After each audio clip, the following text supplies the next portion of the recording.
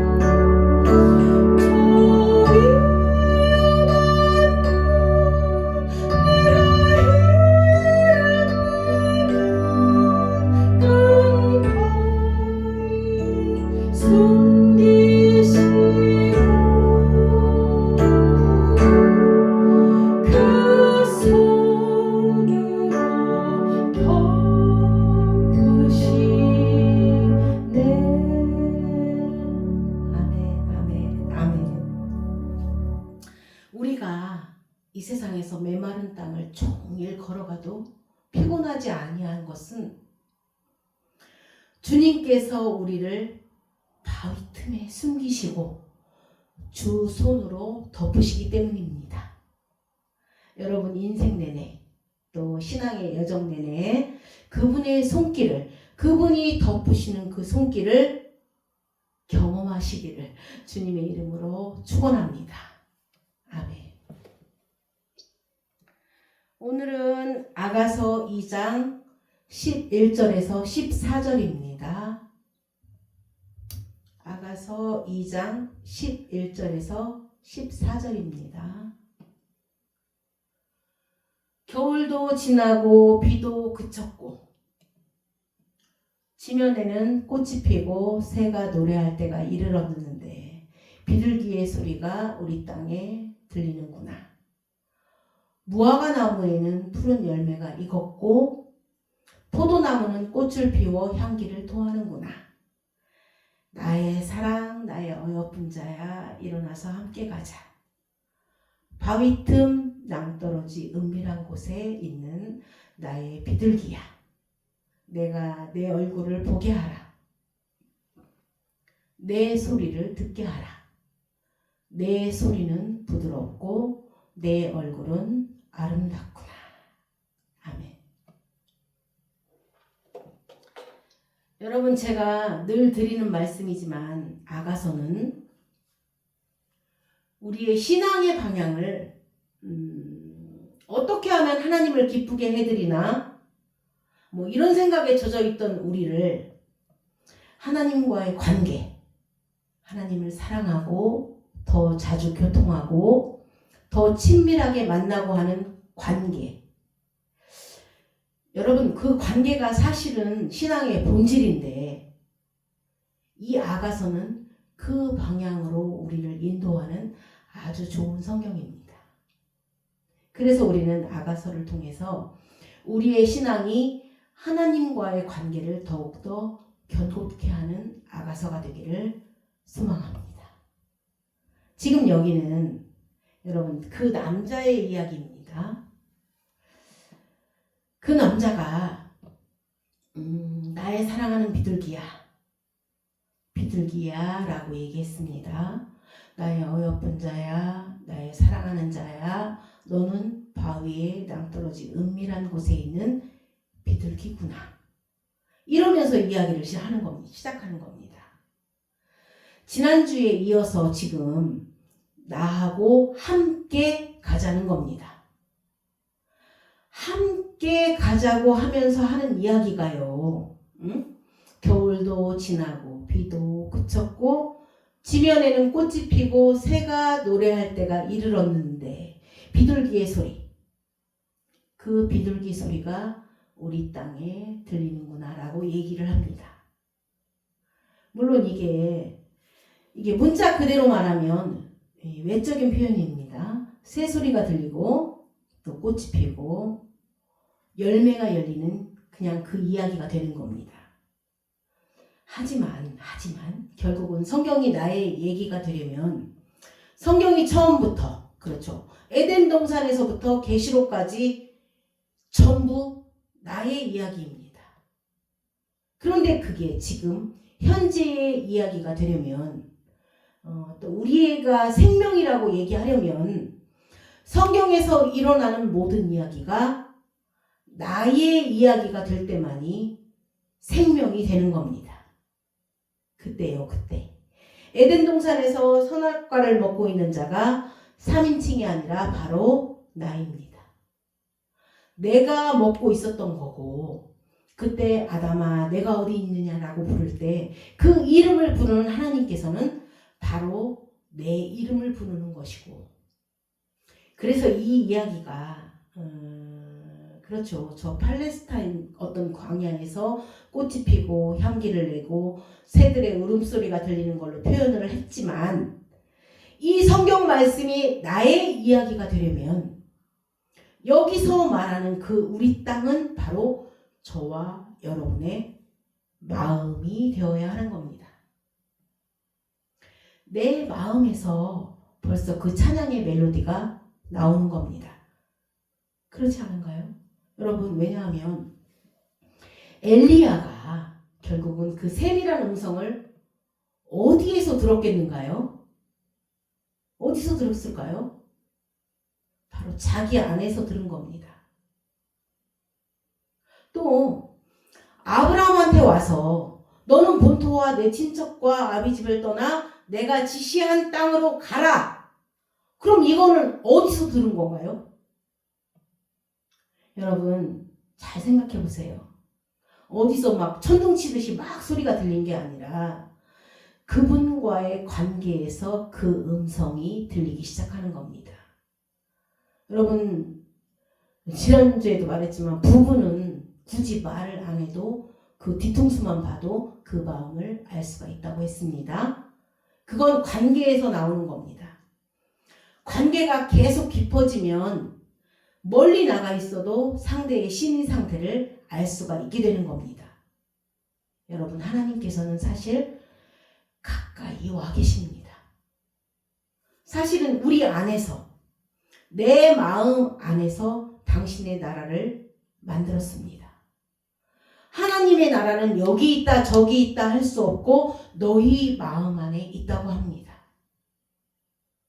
여러분, 사실 내 마음 안에 하나님의 나라가 있는 겁니다. 그분이 계신 겁니다. 그곳에서 소리가 나는 겁니다. 우리의 내면에서 찬송이 나오는 겁니다. 그래서 지금 그 이야기를 하고 있는 겁니다. 결국 이 비둘기의 소리가 우리 땅에 들리는구나 하는 거는 전부 우리 안에서 울려 퍼지는 건데, 그 장소가 감사의 멜로디라는 겁니다. 지금 여기에 함께 가자라고 설득을 하면서 이야기를 하는데, 우리 생각에 그 이야기가 여러분 함께 가면 참 좋은 일이 있겠다 할 거 아닌가요? 그런데 여러분, 여지껏 성경을 보면 하나님의 방식은 그런 식이 아니었습니다. 예를 들면 베드로를 보고요, 내 양을 먹이라 할 때 앞으로 네가 내 양을 먹이는 사역을 시작하면 너는 앞으로 끝내준다던가 네 이름을 전 세계에서 알아줄 것이라든가 널 따르는 사람이 엄청나게 많을 것이라든가 또는 앞으로 네 이름으로 된 성경도 나온다고 얘기하면 베드로가 얼마나 신이 나서 잘하겠는가요? 그런데 하나님은 신바람 나서 일할 마음이 하나도 없게 말씀을 하십니다. 네가 젊어서는 스스로 다녔는데 늙어서는 네가 원하지 아니하는 곳으로 데리고 가리라. 누가 널 데리고 가는, 그렇죠, 이건 상당히 피동적이고 수동적인 삶을 산다는 겁니다. 그리고 네가 그렇게 다니다가 결국은 십자가에 죽을 것이다라는 예언을 말씀하십니다. 여러분, 실제로 시몬도 아기 예수님에 대해서 뭐라고 예언을 했냐면요, 많은 사람의 비방받는 표적이 되기 위함이라고 예언을 합니다. 지금 이 사람도, 이 솔로몬도 이 여인에게 함께 가자고 하면서 그냥 그 사람을 기분 좋게 하는 이야기보다는 진리를 얘기하는 겁니다. 여러분이 주일날 교회에 와서 그렇죠, 막 격려받는 얘기를 듣기를 원하겠지만 아닙니다. 진리를 듣고 갈 때, 진리를 들을 때 그것이 하나님의 뜻이 온전히 이루어지는 것이라는 겁니다. 여러분, 진리를 얘기하는 겁니다. 설교에서, 주일 말씀에서 진리를 이야기하다 보니까 여러분들이 깜짝 놀라는 이야기도 있고 또 내가 듣고 싶지 않은 얘기도 있고, 아, 이랬구나 라고 깨달아지는 이야기도 있고, 또 어떤 거는 가슴을 막 찌르는 얘기도 있고, 또 어떤 거는 막 쪼개는 이야기도 있다는 겁니다. 여러분, 우리는 말씀을 통해서 죽음을 이야기하고 흑암을 듣는 겁니다. 그런데 진리 안에 있다 보면, 진리 안에 들어가 보면 여러분, 흑암과 빛이 별개의 것이 아니고 흑암과 빛이 다른 이야기가 아니라는 겁니다. 똑같은 건데 어떤 상태에 따라 다른 겁니다. 예를 들면 흑암은 빛을 요구하는 곳이고, 그렇죠? 흑암은 계속 빛을 요구하는 겁니다. 또 빛은 자기 안에 있는 빛의 본질을 내보내는 자리에 있을 때 그걸 빛이라고 합니다. 그래서 우리가 무엇인가를 실체를 가지고 있다는 것은 자꾸 내보내는 겁니다. 그런데 그 실체를 못 가지고 있다면 그걸 자꾸 요구하는 겁니다. 여러분, 우리가 밤새 코 골고 자다가 아침에 보니까 환해진 것 같지만 사실 이걸 환하게 만든 것은 그 흑암이라는 것이 그 빛의 부재로 인해서 빛이 없으니까 끊임없이 자기가 없는 것을 원하는 겁니다. 빛에 대해서 갈급하고 빛에 대해서 목마르고 빛에 대해서 굶주린 겁니다. 그래서 빛이 없었던 그 밤이 빛이 와서 임재함으로 낮이 되는 겁니다. 여러분, 하나입니다. 하나님 말씀에, 성경 말씀의 모든 게 다 하나를 얘기하는데 성경의 모든 게 다 하나를 얘기해요. 그런데 우리가 이것은 물리치고 저것은 없애고, 그렇죠? 흑암을 물리치고 영광의 자리로 가야 된다고 자꾸 주장하는데 그렇지 않습니다. 빛이 계속 존재하는 한 이것은 계속 거듭되는 겁니다. 빛과 흑암과 또 흑암과 빛, 이것은 계속 역사하는 겁니다. 진리를 보면 우리가 원하는 자리에도 있고 원하지 않는 자리에도 있고, 그렇죠? 또 원하는 것도 얻고 원하지 않는 것도 얻고, 그렇죠? 또 내 마음에 즐거운 것도 얻고 내 마음에 고통스러운 것도 얻고 하면서 그것들이 계속 반복되어지고 연속되어지면서 무슨 큰 뜻을 이루어내는 겁니다. 그런데 그 뜻은 나중에 보니까 이건 사람의 뜻이 이루어진 것이 아니라 하나님의 뜻이 이루어진 겁니다. 여러분, 사람은 늘 위에만 있기 원합니다. 늘 충만하고 영광, 모든 것, 높은 것, 가장 큰 것만 원하는 겁니다. 그런데 여러분, 병원에 가서 중환자실에 그 모니터를 보면 여러분, 그게 죽음입니다. 살아있는 사람은 계속 이것을 번갈아가면서 높은 거 낮은 거를 계속 번갈아가면서 움직이는 겁니다. 그런데 그 생명이 중단됐을 때 삐 하고서 그 위에 있는 겁니다. 여러분, 진리 안에서 보면 우리가 그렇게 원하는 그 상승세 그 점에만 있기를 원하는 것이, 그렇죠? 사실은 진정한 삶이 아니고 그게 진정한 생명이 아니라는 겁니다. 우리의 육정이나 욕심 안에서 보면, 그렇죠, 우리 욕심 안에서 보면 진짜 항상 저 사람은 범사에 잘 되고 늘 복 받았다고 하는데 사실 그게 아니라는 겁니다. 이거는 우리 안에서 끊임없이 일어나야 될 아주 필연적인 것들이라는 겁니다. 여러분, 겨울은 반드시 온다는 겁니다. 그리고 반드시 왔던 그 겨울은 반드시 지나간다는 겁니다. 그런데 지나갔는데 여러분, 그 봄, 그 여름, 그 가을, 그리고 그 지나갔던 그 혹독했던 겨울, 그 메말랐던 겨울이, 그 싸나운 비가 꼭 다시 올 거라고 저는 예언하는 바입니다. 반드시 또 옵니다. 그거는 가고 오고 현재 있고 보내고, 현재를 누리는데 또 다른 것들이, 보냈던 것들이 또 오고 계속 오고 가고 하는 겁니다. 그러니까 우리의 귀를 달콤하게 하고 우리의 생각을 달콤하게 하는 봄만 얘기하고 열매 있는 가을만 얘기하고 또 꽃이 만발한 여름만 얘기하면 좋겠지만 우리는 반드시 그 겨울을 짚고 넘어가야 되고 겨울을 이야기하고, 그러면서 결국에는 우리의 모든 그런 상태가 점점 하나님의 마음과 일치하면서 교제하면서 가까워지면서 진리화되면서 나중에 보면 결코 이런 것들이 떨어져 있는 것들이 아니라 하나요, 일체를 이루고 있다는 것을 보게 될 때 그 사람은 외적인 환경이나 공고함으로부터 해방이 되었다고 하는 겁니다. 그것이 진리가 너희를 자유케 한다고 하는 겁니다.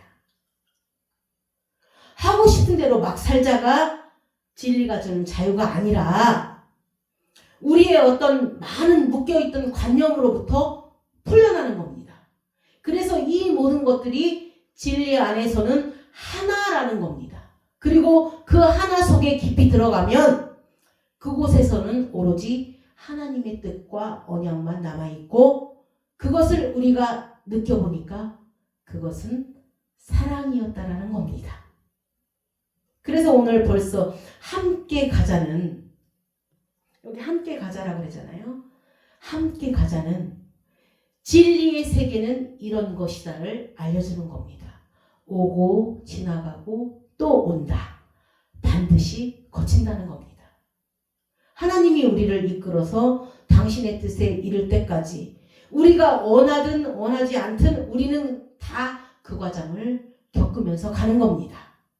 지금 본문에 이런 이야기들이 있습니다. 11절 다시 보실까요? 겨울도 지나고 비도 그쳤고 지면에는 꽃이 피고 새가 노래할 때가 이르렀는데 비둘기의 소리가 우리 땅에 들리는구나. 이제 점점 시각적으로 가는 겁니다. 13절 보실까요? 무화과 나무에는 푸른 열매가 익었고 포도나무는 꽃을 피워 향기를 토하는구나. 여러분, 그런데 지금 그냥 뭐 생각 없이 읽으셨는지 모르겠지만 가끔 가다가 순서가 뒤바뀔 때가 있습니다. 왜요? 꽃이 먼저 피고 향기를 토한 다음에 열매가 익어가는 게 순리잖아요. 그런데 지금 여기에서는 무화과 열매가 먼저 나오고 그 다음에 꽃이 나옵니다. 그렇죠? 그러면 우리가 여기서도 또 보는 겁니다. 뭘? 우리가 한 번 열매가 나왔다고 해서 이것이 끝이 아니구나. 그렇죠? 또 다른 열매를 맺게 하기 위해서 우리는 또 다른 꽃의 출발이 또 있을 수 있구나. 그러한 방식으로 다른 열매는 계속 나오는 겁니다.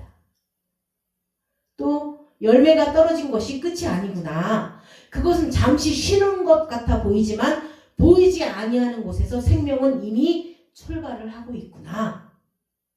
환난과 인내의 과정을 거쳐서 결국 지면의 꽃으로 나올 때가 있구나.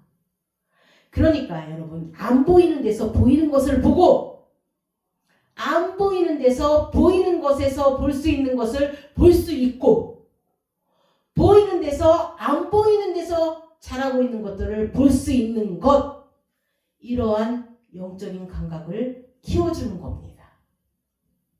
하나님과의 관계가 계속 깊어진다는 얘기는 보이지 아니하는 진리들을 우리가 마치 보이는 것처럼 느끼면서 감각하면서 가는 겁니다. 그러다 보니까 보이는 것에 사로잡혀 살던 사람들이 어떤 보이지 아니하는 섭리나 이런 것들을 점점 캐내기 시작하는 겁니다. 그래서 삶이 지혜로워진다는 겁니다. 그냥 바깥에서 볼 때는 미련해 보이지만 또 바깥에서 볼 때는 저 사람들 손해보는 것 같지만 결국에는 손해보지 않는 거고 저 사람은 늘 바보처럼 져주는 것 같지만 사실은 늘 승리하는 사람이라는 이런 것들을 통해서 참으로 지혜 있는 삶을 살게 된다는 겁니다. 그러니까 지금 여러분 현재 내가 느끼는 봄에서 겨울을 보고 내가 현재 느끼는 가을에서 여름을 보고 또 여름에서 겨울을 보고 하면서 이게 자꾸자꾸 되면서 이 모든 것이 하나가 됨을 볼 때 그것이 참된 구원의 최고점이라고 할 수 있는 겁니다. 이러한 사람이 바로 구원을 누리는 자들이라는 이야기입니다. 그래서 좀 더 자세히 보려고 합니다. 우리 좀 더 자세히 볼까요? 창세기 1장 3절에서 5절입니다. 창세기 1장 3절에서 5절입니다. 여러분, 출발이 봄이 아니고 겨울부터 시작했다는 겁니다.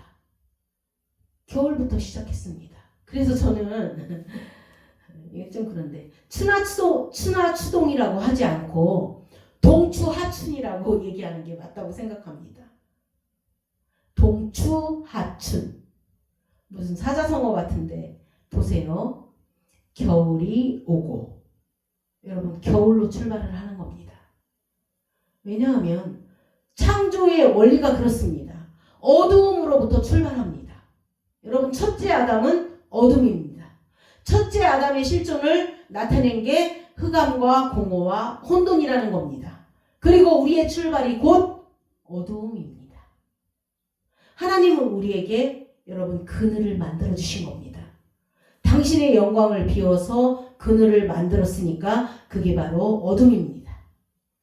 하나님의 영광 앞에서는 모든 피조물이 소멸될 수밖에 없기 때문에, 그렇죠, 불완전한 모든 것들은 사라져야 되기 때문에, 그래서 완전하시고 절대적이신 그분께서 당신을 비운 결과가 흑암입니다. 빛을 비우니 흑암이 생기는 겁니다. 당신의 꽉 찬 것을 비우니까 공허가 창조되고, 하나님의 가장 높은 절대적인 뜻을 스스로 비우시니까 혼돈이 창조가 된 겁니다. 여러분 그게 아담입니다. 그런데 그 아담은 하나님의 형상으로 만들어진 겁니다. 하나님의 형상이라는 것은 아직 완전에 이르지 아니한 단어입니다. 그 첼렘이라는 단어는 하나님을 담을 그릇이라는 뜻으로 그늘, 그림자라는 뜻입니다. 하나님의 그림자로 우리를 만들었다는 얘기는 그곳에서 하나님께서 당신의 생명사역을 하셔서 하나님의 본체와 같은 하나님이 된다는 것이 아니라 결국 하나님의 본체 영역으로 우리를 그분이 완성해 나가는 겁니다. 그게 성경에서 말하는 그리스도의 장성한 분량입니다. 그것이 하나님이 하시는 구원의 역사입니다. 여러분 그것이 우리 안에서 일어나고 있는 것입니다. 결국은 연합이 되어서 하나를 이룰 때 이것이 참된 구원의 경지라는 겁니다. 그래서 우리는 어두움부터 출발하는 겁니다. 그래서 늘 우리가 무엇을 원하는 자로 출발을 하는데, 여러분 우리가 원한다는 것은 그것이 필요하다는 겁니다. 나는 존재적으로 반드시 이것이 없으면 온전하지 못하다는 것을 우리가 흑암에서 경험하는 겁니다. 거기서부터 출발을 하는 겁니다. 우리의 불완전성과 우리에게 무엇인가 반드시 채워져야 됨을 끊임없이 훈련해 가면서 거기서 출발을 하는 겁니다. 여러분 죄도 마찬가지입니다. 죄에서부터 출발합니다. 그러면 나중에 죄와 구원이 동시적이라는 걸 깨닫게 됩니다. 부활 이전에 죽음과 구원이 하나다라는 것을 죽음으로부터 경험하는 겁니다. 우리 입장에서 죽음이 그분의 입장에서는 부활이 되셔서 하나됨으로 일체로 구원을 이루는 겁니다. 그래서 우리가 흑암으로 시작되는 겁니다. 보세요. 창세기 1장 3절에서 5절입니다. 창세기 1장 3절에서 5절입니다. 하나님이 이르시되 빛이 있으라 하시니 빛이 있었고 빛이 하나님 보시기에 좋았더라. 하나님이 빛과 어둠을 나누사. 여러분 잘 들으세요. 하나님이 빛과 어둠을 나누사. 여러분 나눴다는 거는 다른 별개를 만들었다는 게 아닙니다. 모든 것이 빛인데 빛에서 그 본질인 그 빛의 요소를 빼버리면 흑암이 되는 겁니다. 맞죠? 흑암이 되는 겁니다. 그러면 흑암의 자리는 무엇인가요? 빛이 들어오면 다시 빛이 되는 겁니다. 그러니까 여러분 무엇이 있느냐 없느냐 이 차이가 나는 겁니다. 그렇다고 없으면 나쁜 건가요? 아닙니다. 없으면 그냥 있는 것을 소망하는 겁니다. 그리고 있음은 없는 쪽을 향해서 흘려버리는 건데 그러면서 이게 계속 도는 겁니다. 없느냐 있느냐가 아닙니다. 없음은 있음을 바라는 자리가 되고 있음은 없는 쪽을 향해서 베푸는 자리가 됩니다. 여러분 우리가 가난하다면 되게 좋은 겁니다. 가난하다면 늘 무엇인가 공급을 소망하는 자리가 되는 거고 또 내가 부자면 가난을 돌보면서 베푸는 자리가 되는 겁니다. 5절 보실까요? 하나님이 빛을 낮이라 부르시고 어둠을 밤이라 부르시니라. 저녁이 되고 아침이 되니 이는 첫째 날이니라. 여러분 저녁부터 출발하는 겁니다. 그리고 저녁이기 때문에 빛이 오면서 시작을 하는 겁니다. 우리 요한일서 2장 7절에서 8절을 보시겠습니다. 요한일서 2장 7절에서 8절입니다. 사랑하는 자들아 내가 새 계명을 너희에게 쓰는 것이 아니라 너희가 처음부터 가진 옛 계명이니. 다시 읽을까요? 사랑하는 자들아 내가 새 계명을 너희에게 쓰는 것이 아니라 너희가 처음부터 가진 옛 계명이니. 여러분 성경 말씀이 율법이 따로 있고 복음이 따로 있는 게 아니라 똑같은 말씀입니다. 한 통속입니다. 이 안에 옛 계명으로 먼저 출발이 되어야 합니다. 성경이 먼저 나에게 옛 계명으로 와서 나의 어둠을 나타내고 알려주는 겁니다. 그 다음에 어두움이 드러나면 그게 사망인데 그러면 똑같은 말씀이 사망에서는 나의 생명이 됩니다. 그것이 선악과와 생명나무가 하나임을 이야기해 주는 겁니다. 여러분 생명나무와 선악과 나무가 따로 있었으면 어떤 바보가 생명나무를 먹지 선악과를 먹었겠는가요? 우리 눈에는 선악과 나무가 보이는 겁니다. 우리가 예수님을 믿고 나면 아 저건 잘못했어. 저건 잘했어. 저건 틀렸어. 저건 맞았어.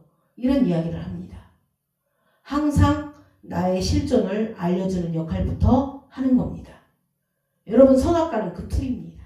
똑같은 말씀인데 똑같은 계명인데 나의 사망을 알려주는 겁니다. 내가 먹는 순간 사망이 드러나 버립니다. 여러분 사망이니까 먹었지 생명이면 안 먹었습니다. 그것이 먹는 날에는 정령 죽으리라고 했습니다. 딱 사망한 자만 먹을 수 있습니다. 딱 사망이니까 그 똑같은 나무가 다시 화영검을 뚫고 와서 나에게 생명이 되어주는 겁니다. 바로 그 얘기입니다. 내가 다른 걸 쓰는 게 아니라 다시 7절입니다. 사랑하는 자들아 내가 새 계명을 너희에게 쓰는 것이 아니라 너희가 처음부터 가진 옛 계명이니 이 옛 계명은 너희가 들은 바 말씀이거니와 다시 내가 너희에게 새 계명을 쓰노니 그에게와 너희에게도 참된 것이라. 이는 어둠이 지나가고 참빛이 벌써 비침이니라. 여러분 옛 계명은 어둠을 가르치고 새 계명은 참빛을 가르칩니다. 하나예요. 하나 안에서 어두움과 빛이 하나임을 알게 되고 겨울과 여름과 봄, 가을이 사실은 다 하나라는 걸 알게 되면 그 사람은 굉장히 성숙해진 사람이고 외적인 환경에 너무 시달리지 않게 되는 사람입니다. 고통 중에서도 찬양할 수 있는 사람이고 풍성함 속에서도 겸손해질 수 있는 그런 사람이 될 수가 있는 것입니다. 그렇게 설명해서 그 여인을 데리고 가는데 이 여자가 머리가 나빠서 못 알아들었다면 그럼 그 여자가 바로 누구요? 나라는 겁니다. 하나님께서 우리에게 진리를 주셨는데 우리는 자꾸 우리 수준으로 알아듣는다는 겁니다. 그런데 그게 자꾸 시간이 흘러야 돼요. 시간이 흐르면서 세월이 지나면서 이 뜻이었구나. 이것은 이 뜻이었구나를 알게 된다는 겁니다. 그래서 내 자신도 보게 돼요. 어떻게? 주님 것은 내 것이라고 고집하며 살아왔네. 영원과 자녀들까지 주님 것은 내 것이라. 아버지처럼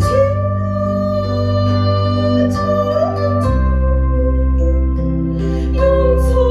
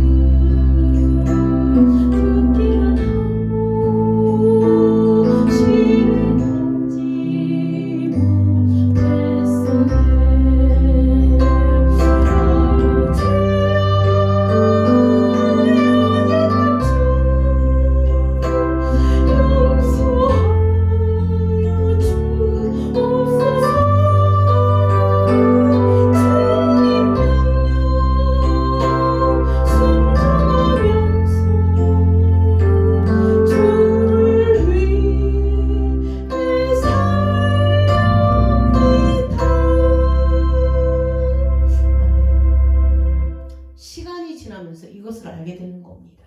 내가 이렇게 살아왔던 거. 주님 거 내 거라고 고집하며 살아왔던 거. 금은부와 자녀까지 내 것이라고 했던 거. 천한 이 몸도 내 것이라고 했던 거. 주신 이도 주님이시오 쓰신 이도 주님이시라는 것을 알게 된다는 겁니다. 여러분 전도서 3장 1절에서 3절을 보시겠습니다. 전도서 3장 1절에서 3절입니다. 범사에 기한이 있고 천하만사가 다 때가 있나니 날 때가 있고 죽을 때가 있으며 심을 때가 있고 심은 것을 뽑을 때가 있으며 죽을 때가 있고 치료할 때가 있으며 헐 때가 있고 세울 때가 있으며 여러분 천하의 범사에 그 때가 있다는 겁니다. 내가 지금 원하지는 않지만 내가 지금 겨울을 맞고 있다면 다 너에게 범사의 때가 있어서 그렇다는 겁니다. 지금 겨울에 있어야 될 사람이라는 겁니다.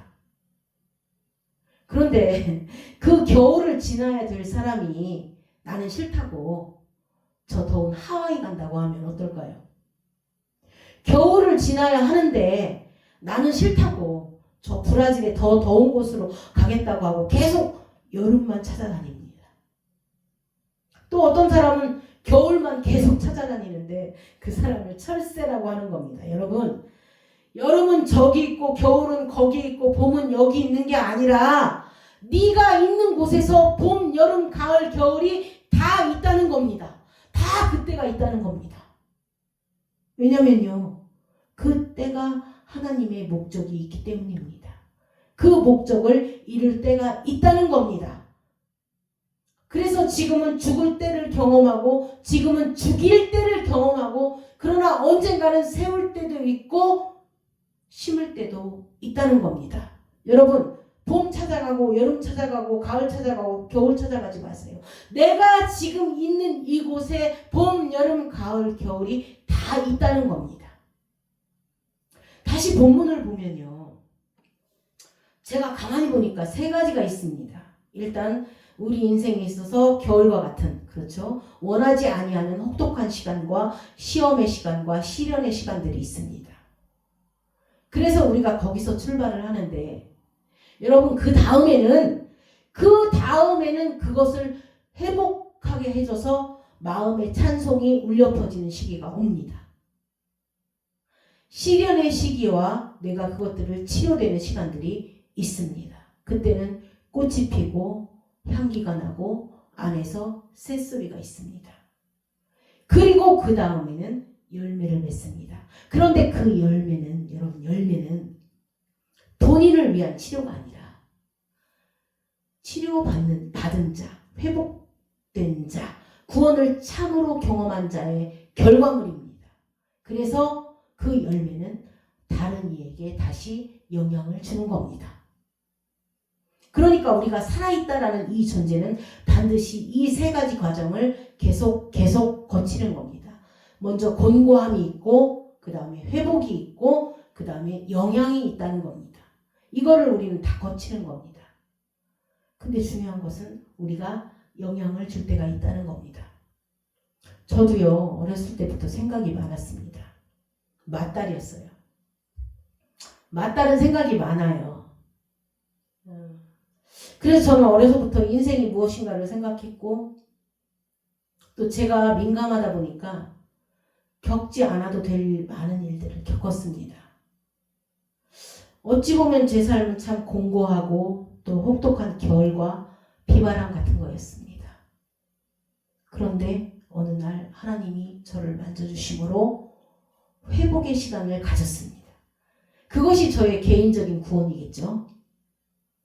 물론 지금도 그런 것들이 계속 일어나고 있지만 지나간 시절을 보니까 그것이 회복되고 그 새소리가 오는 꽃이 피는 시절이 어느덧 온 겁니다. 그래서 지금은 나도 모르는 사이에 다른 사람에게 영향을 주는 일을 하고 있습니다. 여러분 예를 들면 젊은 사람이 회사를 다니다가 젊었을 때는 수틀리면 그냥 때려치기도 합니다. 그렇죠? 그런데 결혼을 하고 하면 그 그게 자기 혼자만의 결정이 아니게 됩니다. 자기가 회사를 그만두는 것이 우리 가족에게, 내 자녀에게 영향을 주게 됩니다. 그 가족의 그 범위가 넓어지기 때문에 그 결정을 하는데 많은 영향력이 작용합니다. 여러분, 제가 사역을 하고 있지만 항상 좋겠는가요? 그만두고 싶을 때도 오겠죠? 그런데 여러분, 이제 저는 그만두지 못합니다. 그만둘 수가 없습니다. 이제는 나만 내가 아니라, 나 혼자 나만이 아니라 이제는 공동체 속에서 나입니다. 그게 하나가 되기 때문에 항상 서로 영향을 주고받는 사이가 되었고, 그런 사람들이 많다 보니까 이제는 쉽게 결정할 수 있는 게 아닙니다. 저처럼 신중하지 못한 사람도 때로는 신중해야만 되고, 저처럼 싹 뒤집어버리는 사람도 하나님께서 잠자코 있게 하시는 겁니다. 그래서 좋게 말하면 어느덧 제가 영향을 주는 사람이 되었다는 겁니다. 여러분, 성경이 그렇습니다. 아담이요, 죄인을 부르시고 또 연약한 아브라함을 부르시고 그들의 온갖 시험 속에서 그들 스스로가 회복이 됩니다. 그리고 그 다음은 뭐예요? 너로 인하여 많은 사람이 복을 얻으리라고 합니다. 여러분, 우리도 그렇게 가는 겁니다. 지금 여기 본문에서 그 과정을 얘기하고 있는 겁니다. 여러분, 이 안에 다 있다는 겁니다. 이 안에 권고와 회복과 영향이 다 있다는 겁니다. 겨울과 봄, 여름과 가을이 다 있다는 겁니다. 그래서 겨울부터 시작하고 그 다음에는 권고하고 그 다음에는 회복되고 그리고 찬송이 계속 나오는 겁니다. 이게 바로 새소리입니다. 그런데 중요한 것은, 진짜 지금 나누고자 하는 것은, 사실 엄밀히 얘기해서 이 겨울이라는 것이 하나님께서 우리에게 이건 겨울이다, 이건 여름이다 이렇게 한 거라기보다는, 이 겨울과 봄과 여름과 가을이 사실은 나라는 사람, 그러니까 우리 한 사람 한 사람이 굉장히 큰 우주 같은 존재인데 사실은 이게 다 내 안에서 만들어지는 겁니다. 그러니까요, 똑같은 일이 누구에게는 겨울이 될 수도 있고 누구에게는 평범한 그냥 늦봄이 될 수가 있다는 겁니다. 그럼 우리가 왜 공고한가요? 왜 우리가 이걸 환난으로 여기고 왜 고통스러워하는가요? 여러분, 결국은 이 고통이 자기의 욕심이 만들어낸 결과입니다. 여러분, 우리의 이러한 환경을 뒤집는 게 복음이 아닙니다. 복음은 이 시대를 바꾸는 게 아니라 똑같은 환경 속에서 은혜와 평강을 누릴 수 있는 나라는 존재를 새롭게 만드는 것입니다. 여러분, 전부 다 욕심입니다. 어떤 사람이 내 뒤에서 나에 대해 욕했다는 걸 제3자를 통해서 들으니까 막 고통스럽고 억울하고 견딜 수가 없는 겁니다. 어떤 사람이 나를 왜곡시키고 거짓 증거하고 다녔다는 겁니다. 그래서 고통스럽고 억울해서 막 성경책을 방바닥에 뒤집어 던지기도 하는데 그게 사실은 자기의 욕심입니다. 여러분, 우리가 얼마나 많은 사람에게 칭찬을 받고 인정받기를 원하는 줄 아시나요? 좋게 보이기를 원하고 그 사람들에게 용납되어지고 많은 사람들이 나에게 좋은 이야기를 해주는 그 명성, 여러분, 아니라고 말은 하지만 사실 우리는 거기에 대한 절대적인 욕구가 이 안에 있다는 겁니다. 여러분, 그게 욕심입니다. 다른 사람이 나에 대해서 어떻게 이야기하느냐를 바꿔놓는 것이 아니라 똑같은 일에 대해서 내가 이것을 어떻게 받아들이냐를 바꿔놓는 겁니다. 잠깐 그 안에 욕심인 부분을 우리가 잠깐 보겠습니다. 성경에 있어요. 야고보서 1장 13절에서 15절입니다. 야고보서 1장 13절에서 15절입니다. 사람이 시험을 받을 때에 내가 하나님께 시험 받는다 하지 말지니 하나님은 악에게 시험을 받지도 아니하시고 친히 아무도 시험하지 아니하시느니라. 오직 각 사람이 시험을 받은 것은 자기 욕심에 끌려 미혹됨이니 욕심이 잉태한 즉 죄를 낳고 죄가 장성한 즉 사망을 낳느니라. 갈라디아서 볼까요? 갈라디아서 5장 16절입니다. 갈라디아서 5장 16절입니다. 내가 이르노니 너희는 성령을 따라 행하라. 그리하면 육체의 욕심을 이루지 아니하리라. 이 말씀은요, 우리의 관념이 죄에 대해서 생각할 때 이게 육체의 욕심이라는 걸 알기는 잘 압니다. 그래서 육체의 욕심을 멀리하려고 무진장 애를 씁니다. 근데 그러면 뭐 할까요? 안 된다는 겁니다. 안 됩니다.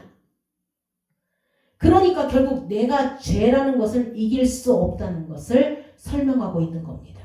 야, 네 육체의 소욕이 따로 있기 때문에 성령의 소욕과 대립을 하기 때문에 너는 그 육체를 가지고 있는 한 육체의 욕심을 없애려는 우리의 노력은 다 허사요 실패할 것이다 라는 얘기입니다. 그런데 또 반대로 얘기하는 겁니다. 성령 안에 있으면 된다는 겁니다. 성령을 행하는 것이 곧 육체의 욕심을 이루지 아니한다는 겁니다. 여러분, 육체의 욕심을 이루지 아니하는 것이 아니라 성령 안에 행함으로써 그것이 육체의 욕심을 이루지 않는다는 겁니다. 여러분, 여러 가지 중독의 문제가 있는 여러 친구들을 만나다 보면 여러분, 술이나 담배 또 도박 같은 것을 안 하려는데 자기 스스로 아무리 결심을 해도 자꾸 또 쓰러지고 또 오랫동안 안 했는데 또 자꾸 또 하게 되고 이런 것들 때문에 마음이 너무 괴로워서 죽고 싶다고 힘들어하는 형제들이 있습니다. 그런데요, 도박을 끊으려고 하면 안 됩니다. 여러분, 그걸 끊으려고 하지 말고 그것을 끊으려는 생각을 끊어야 됩니다. 내가 스스로 도박을 끊으려고 하지 말고 도박을 끊으려고 하는 그 생각을 끊어야 합니다. 끊으려고 하는 그것에 집중하지 말고 하나님과 친한 사람들과 친하게 지내야 합니다. 중독의 문제로 쓰러지든 안 쓰러지든 그냥 하나님과 친한 사람과 친하게 지내는 게 제일 중요합니다. 하나님과 친한 사람과 친하게 지내고 그 다음에 궁극적으로 그 사람도 하나님과 친하게 지내게 됩니다.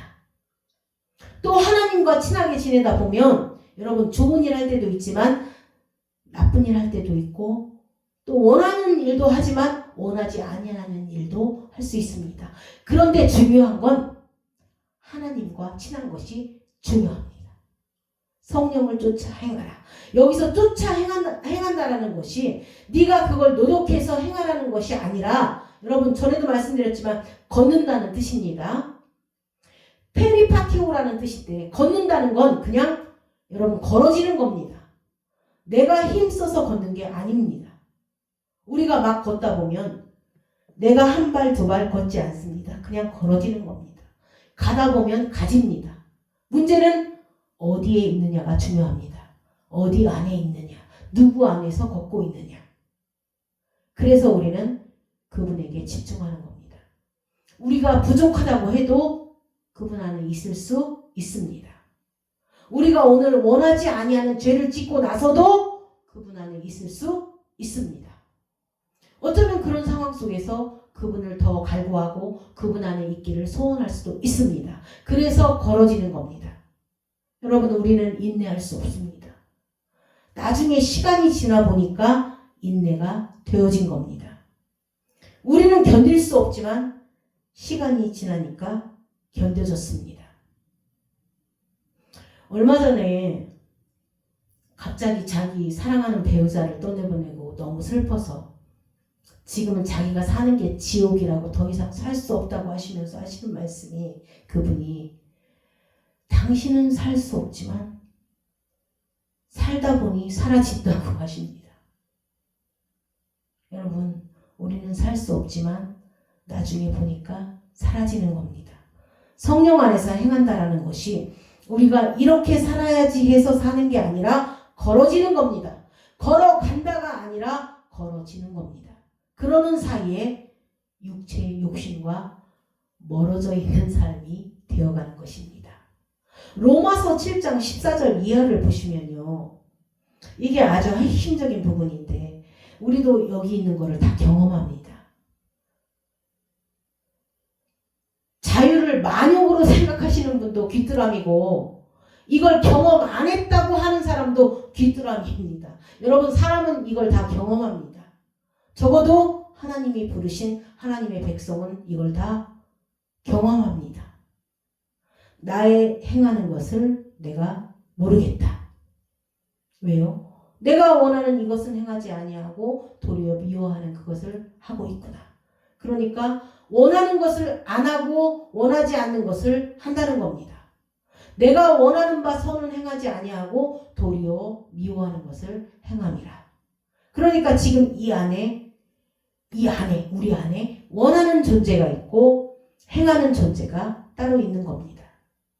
우리는 자꾸 느낌이나 생각을 마음으로 여깁니다. 저번에도 말씀드렸지만 성경에서 특별히 마음을 얘기할 때는 물론 다 그런 건 아닙니다. 그런데 특별히 예수님께서 하늘나라는 여기 있다 저기 있다 할 것이 아니라 네 마음에 있다 할 때 그 마음, 또 로마서에서 마음의 법, 내 마음의 법은 하나님의 법을 즐거워할 때 그때 그 마음은 그분이 오셔서 우리를 새롭게 만들어낸 하늘나라, 속사람을 지칭하는 겁니다.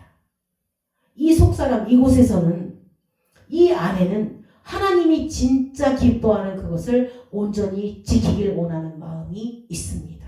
영혼을 사모하고 진리를 사모하고 형제를 존귀하게 여기고 나를 부인하고 또 올인을 가자면 심리를 가고자 하는 마음이 이 안에 있습니다. 이곳에서는 늘 선을 원합니다. 그런데 우리가 이 선을 원하는데 이것은 누가 주관할 때만 선이 이루어지느냐? 그 마음의 주인이 일을 해야만 됩니다. 그런데 또 우리는 또 육체, 이 지체를 갖고 있고 지체의 법은 항상 있습니다. 여러분 지체의 법은 오리를 가자면 10,000원을 달라고 하고 식리를 가자고 하면 20,000원의 대가를 달라고 하고 그렇죠? 또 남이 낮아지고 내가 높아져야 되고 나는 훌륭해야 되고 전부 이기적이고 자기중심적이고 하나님을 기쁘게 할 수가 없는 것들입니다. 그런데 그때 우리는 만족을 느낀다는 겁니다. 여러분 야구 경기를 보면요.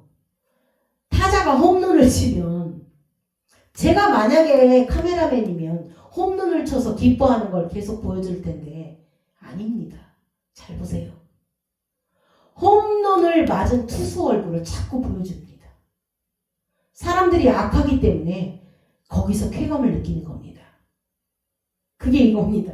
내가 원하는 바 홈런 친 사람은 보지 아니하고 내가 원하지 아니하는 바 홈런 맞은 투수의 얼굴을 보는도다.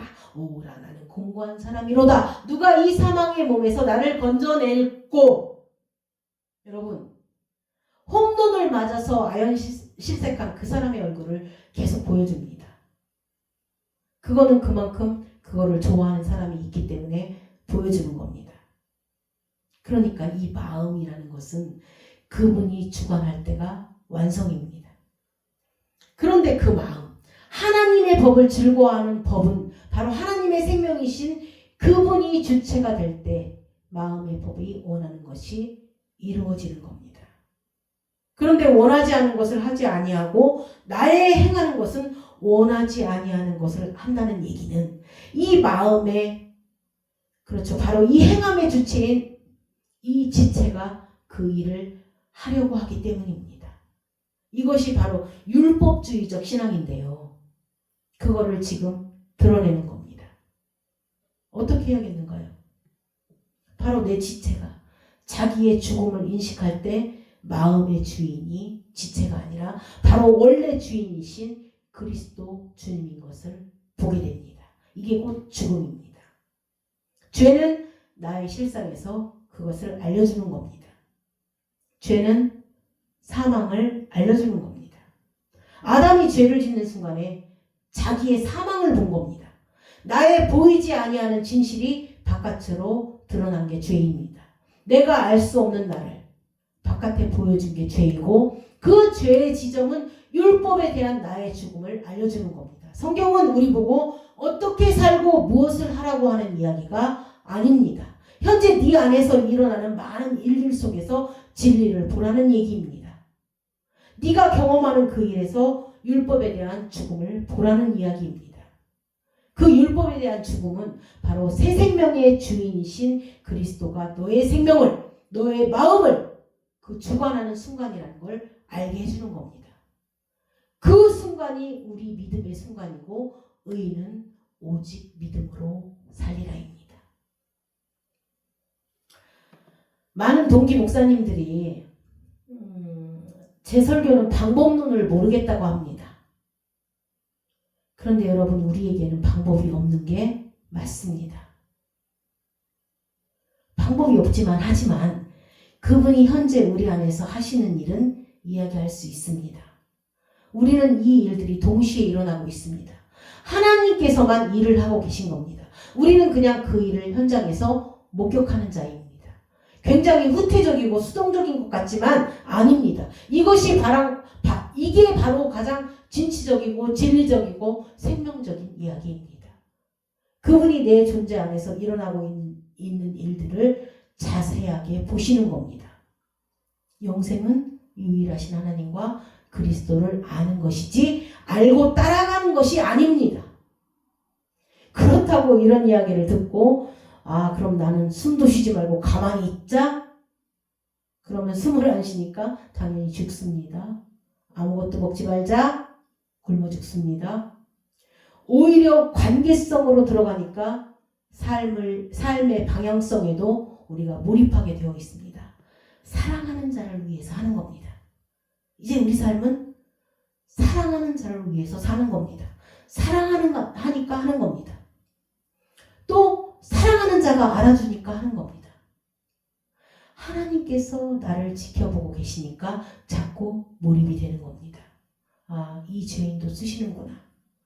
이 죄인도 사랑하시는구나. 너를 보고 기쁨을 이기지 못한다고 합니다. 그렇죠? 기쁨을 이기지 못하겠다.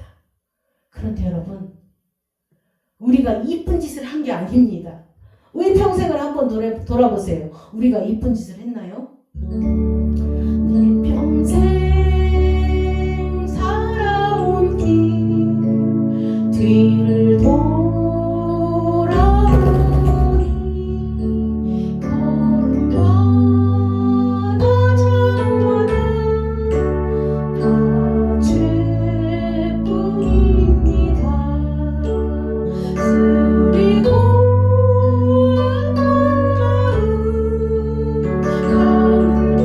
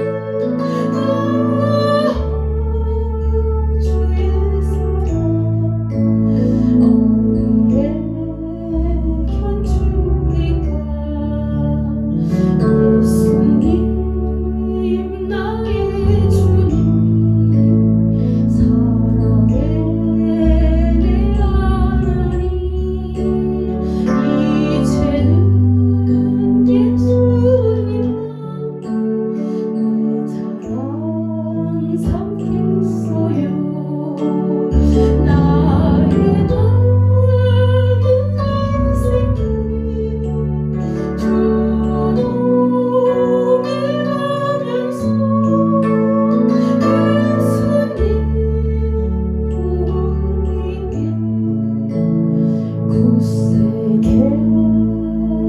살겠어요.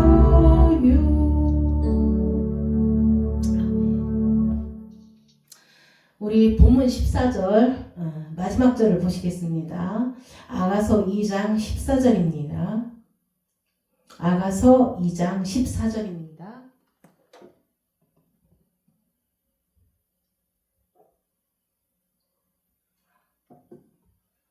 바위 틈 낭떠러지 은밀한 곳에 있는 나의 비둘기야, 내가 내 얼굴을 보게 하라. 내 소리를 듣게 하라. 내 소리는 부드럽고 내 얼굴은 아름답구나. 여러분, 주님께서 우리를 볼 때 무엇을 본다고 했나요? 그 창살 틈으로 본다고 했는데 그게 깨어진 곳입니다. 옛날에는 이렇게 지금 우리처럼 정교하게 유리가 있었던 게 아닙니다. 누군가 나를 창너머로 본다는 얘기는 틈새가 벌어졌기 때문에 볼 수 있는 겁니다. 결국은 갈라지고 깨진다는 겁니다. 그리고 갈라지고 깨진 거를 통해서 보는 겁니다. 그러니까 이 갈라지고 깨졌다는 것이 여러분 진짜 좋은 겁니다.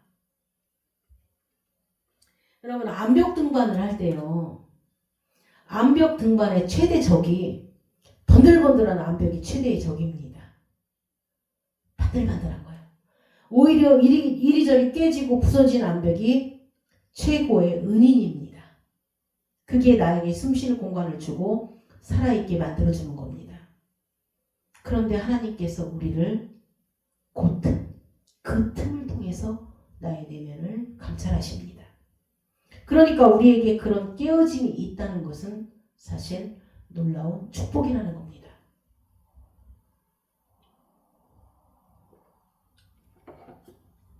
깨져보지 못한 자들이 다니는 교회, 이런 데 다니지 마시고 깨진 자들을 환영하는 교회, 좋은 겁니다. 그게.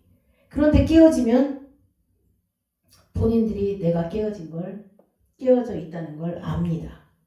하나님께서 우리를 보실 때 매끈매끈한 쪽에서 볼 것 같지만, 그렇죠, 뭔가 찬란하고 우리가 여태까지 쌓아올린 기념비의 그 영광스러운 부분을 보는 것 같지만, 사실은 우리가 처음에 어떻게 하나님을 만날 수밖에 없었는지, 내가 처음으로, 내가 진정으로 주님 이렇게 얘기할 수밖에 없었던 그날, 딱 돌아보니까 사람이 없을 때 그래도 부를 이름이 있었던 겁니다. 예수 그리스도 아버지 하나님. 내가 하나님이라고 부를 수 있었던, 내 인생에 가장 혹독했고 아주 절망스러웠던, 아주 쓰리고 절망하고 아프고 모든 사람이 날 손가락질했던 그때 그 내 영혼은 깨지고 부서진 겁니다. 그때 나는 부서진 겁니다. 저도 그랬던 것 같아요. 가장 가까운 사람이 나를 욕하고 많은 사람들이 나를 손가락질했던 그때 저도 부서졌습니다. 그런데 그 부서진 틈은 너무 갈라져서 내가 아무리 그걸 봉합하려고 해도 봉합이 안 됩니다. 결국 평생 내가 떠안고 가야 하는 나의 상처라는 말입니다. 그런데 그것이야말로 노루와 암사슴이 나를 들여다보는 곳이었던 겁니다. 렌즈 역할을 해주는 겁니다. 그걸 통해서 나를 보시니까 하나님께서 내가 너를 불쌍히 여기고, 내가 너를 긍휼히 여기고, 내가 널 사랑하지 않으면 안 되겠다는 겁니다. 네가 그렇게 연약하고 성숙함이 없어도 내가 너를 버릴 수 없고 내가 너를 떠날 수가 없다라는 겁니다. 여러분, 그 깨어진 틈,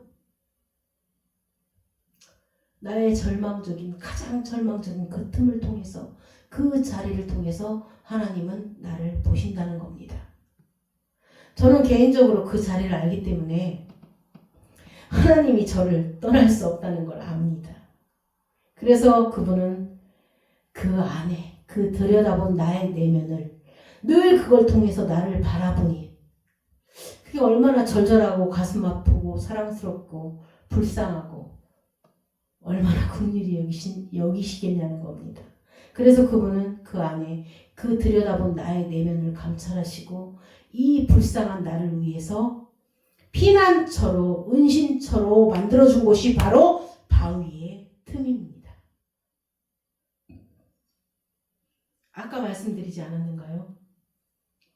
바위가 틈이 없으면 그거는 우리 최대의 적입니다. 바위에 틈이 있다는 것은 우리에게 생명을 준다는 겁니다. 바위는 그리스도입니다. 나의 반석이신 그리스도입니다.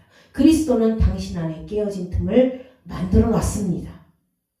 깨어진 자들을 은신케 하기 위해서, 깨어진 영혼들을 도피시키기 위해서, 깨어진 영혼들로 피하게 하기 위해서, 깨어진 영혼들을 그곳에 보호하기 위해서입니다. 출애굽기 33장을 보실까요? 출애굽기 33장입니다. 하나님께서 모세에게 야, 이제는 시내산을 내려가서 사람들을 데리고 가나안으로 가라고 했더니 모세가 하는 말이 누구 한 사람을 좀 보내달라는 겁니다. 자기랑 같이 함께 일을 할 동지를 보내달라는 겁니다. 그랬더니 하나님께서 뭐라고 하시냐면 내가 친히 가리라. 여러분, 출애굽기 33장 하면 하나님의 그 따뜻함이 막 절절히 느껴집니다. 야, 내가 친히 가리라. 그리고 함께 동행하시면서 주의를 주시는데 당신의 얼굴을 보지 말라는 겁니다. 하나님은 죽이는 존재이기 때문에 보지 말라는 게 아니라 하나님의 절대적인 영광 앞에 우리의 죄성은 사망이기 때문입니다. 보실까요? 출애굽기 33장 20절에서 23절입니다. 출애굽기 33장 20절에서 23절입니다. 또 이르시되 내가 내 얼굴을 보지 못하리니 나를 보고 살 자가 없음이니라. 여호와께서 또 이르시기를 보라 내 곁에 한 장소가 있으니 너는 그 반석 위에 서라. 내 영광이 지나갈 때에 내가 너를 반석 틈에 두고 그 바위 틈에 두고입니다. 내가 지나도록 내 손으로 너를 덮었다가 지날 때 보면 죽으니까 바위 틈에 두시고 당신의 손으로 덮는 겁니다. 손을 거두리니 내가 내 등을 볼 것이요 얼굴은 보지 못하리라. 여러분, 그러면 손으로 덮었으면 그거는 우리가 볼 때 흑암입니다. 맞죠? 깜깜합니다. 겨울이고 싸나운 비가 내립니다. 아픔입니다. 그런데 이 순간에 그 흑암이 나를 살려주는 겁니다. 하나님이 나를 구주해주고 나를 덮어주는 그늘입니다. 찬송가가 그겁니다. 아까 부른 거요. 그 바위에 숨기시고 맞죠? 그 손으로 덮으시네. 맞죠? 덮어주시는 거예요.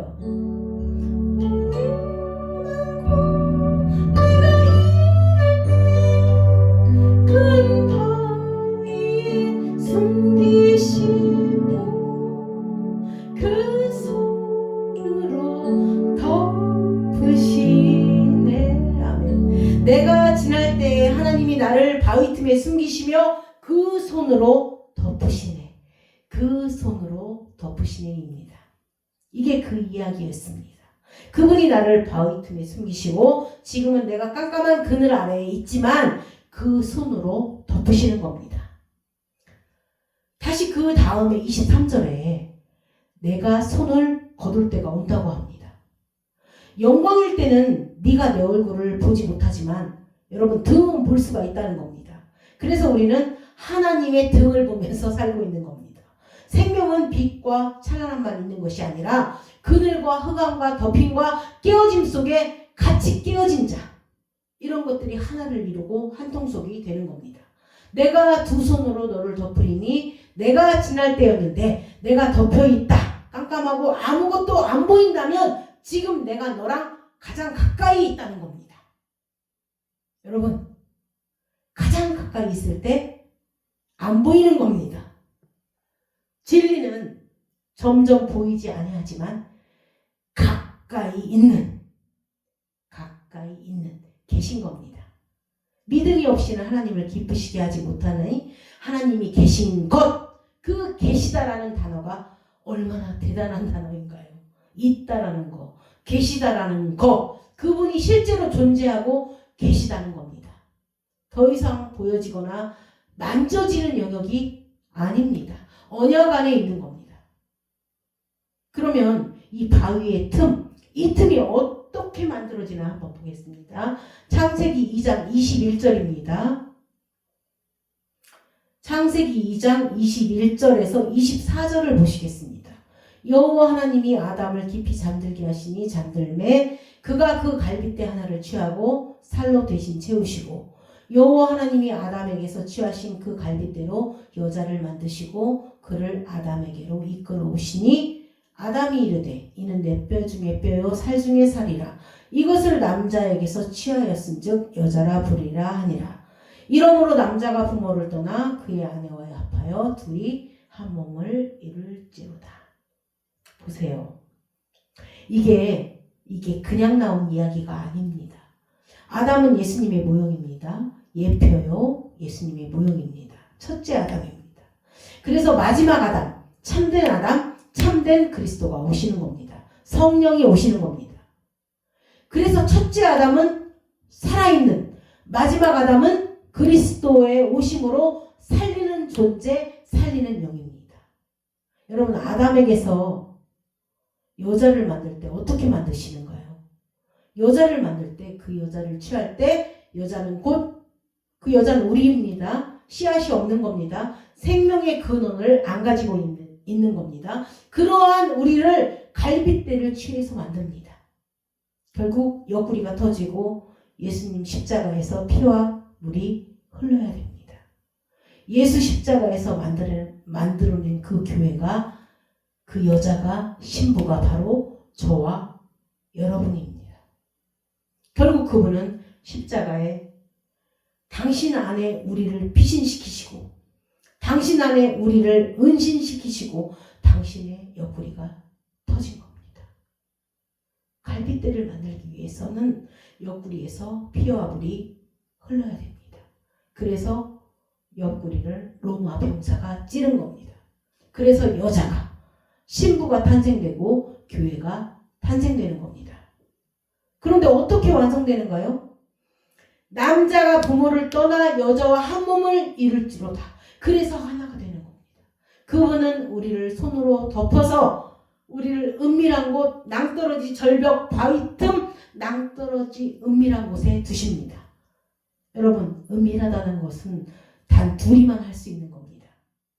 둘이 하나가 될 때, 그건 남들이 알 수 없는 은밀한 관계라는 겁니다. 남들이 알 수가 없습니다. 평생 단둘이, 하나님과 나와 단둘이 은밀함, 하나를 이루고 한 몸을 이루는 겁니다. 여러분, 사랑하는 사람과 한 몸을 이루는데 무슨 증인을 두겠어요? 누구 와서 같이 보라고 하실 건가요? 은밀함입니다. 그분과 나만 아는 겁니다. 여러분, 함께 가면 이런 일이 있다는 겁니다. 함께 가면 네가 혹독한 겨울도 오고 비바람도 몰아치고 때로는 새소리도 들리고 이런 모든 것들이 있지만 그 어떤 상황에서도 나는 내 옆구리 터진 바위의 틈 속에 너를 은밀하게 보호시킨다는 겁니다. 하나님은 나의 반석이시오 피난처이시니 피난처가 되시는 그 반석이 피난처가 되기 위하여 십자가에서 피와 물을 흘리시고 옆구리가 터져버린 겁니다. 우리를 그 바위 틈에 놔두시고 주 손으로 덮으시는 겁니다. 여러분에게도 그분과 동행함으로, 함께함으로, 때로는 겨울도 오고 때로는 비바람도 몰아치고 때로는 새소리도 들리지만 나를 덮으시는 그분의 손길을 경험하시는 복된 삶이 되시기를 주님의 이름으로 축원합니다.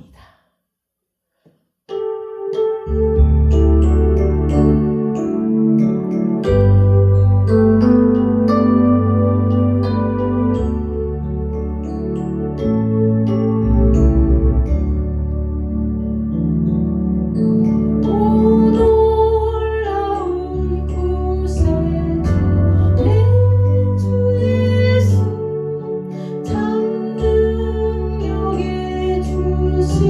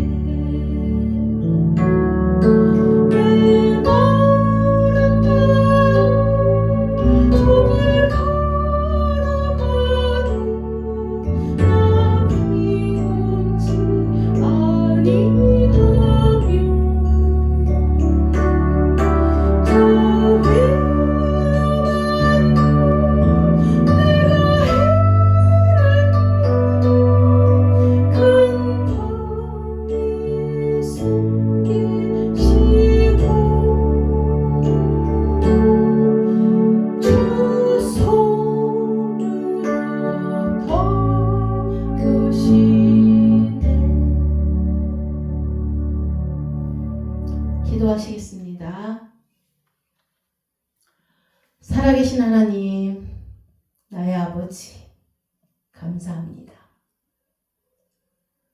지금은 아무것도 안 보이지만 오히려 아무것도 안 보여서 사방을 돌아봐도 캄캄한 흑암 외에는 아무것도 경험할 수 없는 순간이지만 어쩌면 이 순간이 여호와의 임재하심이 가장 가까이 있는 곳임을 알게 해주시니 감사합니다. 항상 나와 함께 계신 하나님을 저희가 너무도 모르고 지내왔습니다. 그러나 이 흑암 안에서 오히려 당신이 나를 사랑하셔서 그 자비의 손으로 덮으신 것을 이제 알게 해주시니 감사합니다. 이제 안 보이는 곳에서 당신을 느끼고 들리지 않는 곳에서 당신의 음성을 듣게 하여 주옵소서. 이곳에는 안 계시겠지 하는 곳에서 당신의 임재를 발견하고 이제는 하나님의 뜻이 아니겠지 하는 데서 하나님의 생명과 사랑을 발견하는 그런 사람들이 되게 하여 주옵소서. 우리의 모든 깨어짐이 예수님의 깨어짐과 십자가의 피 흘림과 하나가 되어서 항상 서로 교통함으로 한 몸을 이루는 도구가 되게 하여 주옵소서. 현재 경험하는 이 깨어짐이 하나님이 나를 들여다보는 귀한 일임을 알게 하시고 당신과 사랑 안에서 하나가 되는 놀라운 축복이 되게 하여 주옵소서. 감사드리며 예수님의 이름으로 기도드렸습니다. 아멘.